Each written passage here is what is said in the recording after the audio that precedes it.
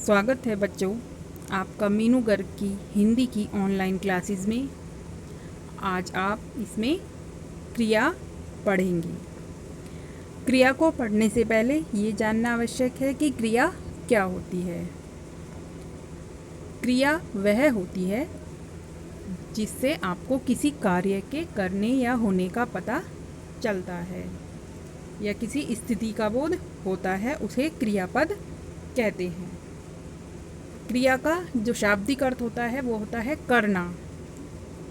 जैसे पक्षी आकाश में उड़ रहे हैं, इसमें उड़ रहे हैं क्रिया है, यानी कि वो कोई कार्य कर रहे हैं। पेड़ टूट गया है, खरगोश गाजर खा रहा है, तो यहाँ पर टूट गया है और खा रहा है क्रियाएं हैं, यानी कि किसी कार्य के होने का पता इनसे चल रहा है कि कोई कार्य हो रहा है। तो पेड़ टूटने में क्या कार्य हो रहा है? पेड़ टूटने का कार्य हो रहा है। और खरगोश गाजर खा रहा है, तो वहाँ पर खाने का कार्य हो रहा है। इस प्रकार उड़ रहे हैं, टूट गया है और खा रहा है क्रियाएं हैं। अब देखते हैं क्रिया के भेद। क्रिया के निम्नलिखित दो भेद होते हैं, अकर्मक क्रिया और सकर्मक क्रिया। ये वाले भेद कर्म के आधार पर होते हैं। और एक और भेद होते हैं इसके संरचना की दृष्टि से, वो आप आगे पढ़ेंगे। अभी आप कर्म के आधार पर भेद पढ़ रहे हैं। तो नंबर 1 अकर्मक क्रिया, नंबर 2 सकर्मक क्रिया। अकर्मक क्रिया। अकर्मक क्रिया में वाक्य में जिस क्रिया के प्रयोग में कर्म की आवश्यकता नहीं होती वहाँ अकर्मक क्रिया कहलाती है। इसमें क्रिया का प्रभाव सीधे कर्ता पर पड़ता है। जैसे राकेश खेलता है, अमन दौड़ता है।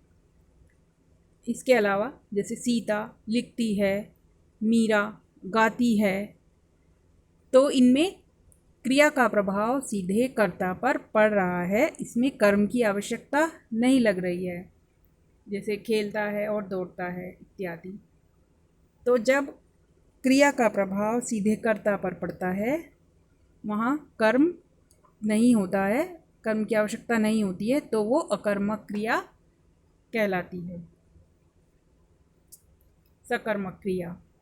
वाक्य में जिस क्रिया के प्रयोग में कर्म की आवश्यकता होती है वह सकर्मक क्रिया कहलाती है। सकर्मक क्रिया कर्म के बिना अपना भाव पूर्ण रूप से प्रकट नहीं कर पाती। जैसे मामा जी बाजार जाते हैं, सोनिया खाना खाती है। यहाँ पर अगर हम कर्म ना लिखें तो हमें वाक्य अधूरा लगेगा। अगर हम कहें मामा जी जाते हैं तो ऐसा लग रहा है कि ये वाक्य अधूरा है, कहाँ जाते हैं यही नहीं पता। या सोनिया खाती है, तो ये भी आप अधूरा लग रहा है। यहाँ पर कर्म की आवश्यकता है, तो ये क्रिया सकर्मक हुई। जहाँ पर कर्म की आवश्यकता पड़ती है, बिना कर्म के जहाँ पर वाक्य अधूरा दिखाई देता है, वो सकर्मक क्रिया होती है। सकर्मक क्रिया के भेद। सकर्मक क्रिया के निम्नलिखित दो भेद होते हैं, एक कर्मक क्रिया और द्विकर्मक क्रिया। अब देखते हैं एक कर्मक क्रिया और द्विकर्मक क्रिया क्या होती है। एक कर्मक क्रिया वह होती है जिन क्रियाओं का एक ही कर्म होता है, वो एक कर्मक क्रिया कहलाती है। जैसे वह पुस्तक पढ़ता है, तो यहाँ पे एक कर्म है पुस्तक, वह क्या पढ़ता है? पुस्तक।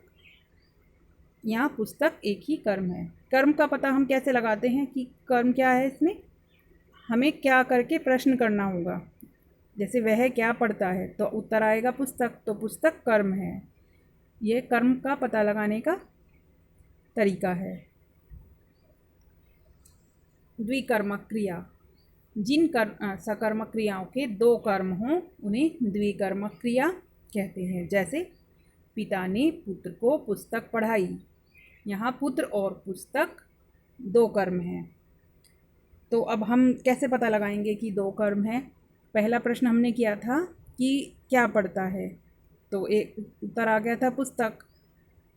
और किसको करके हम दूसरे कर्म निकालेंगे कि पिता ने किसको पुस्तक पढ़ाई? पुत्र को। तो ये दोनों कर्म आ गए यहाँ पर, पुत्र और पुस्तक। जब एक ही वाक्य में दो कर्म होते हैं तो वो द्विकर्मक क्रिया होती है। जहाँ पर एक कर्म होगा वो एक कर्मक क्रिया होगी, लेकिन यहाँ पर दो कर्म है तो ये द्विकर्मक क्रिया है। आशा है बच्चों आपको ये समझ में आ गया होगा। अगले भाग में आपको संरचना के आधार पर क्रिया के भेद पढ़ाए जाएंगे। धन्यवाद।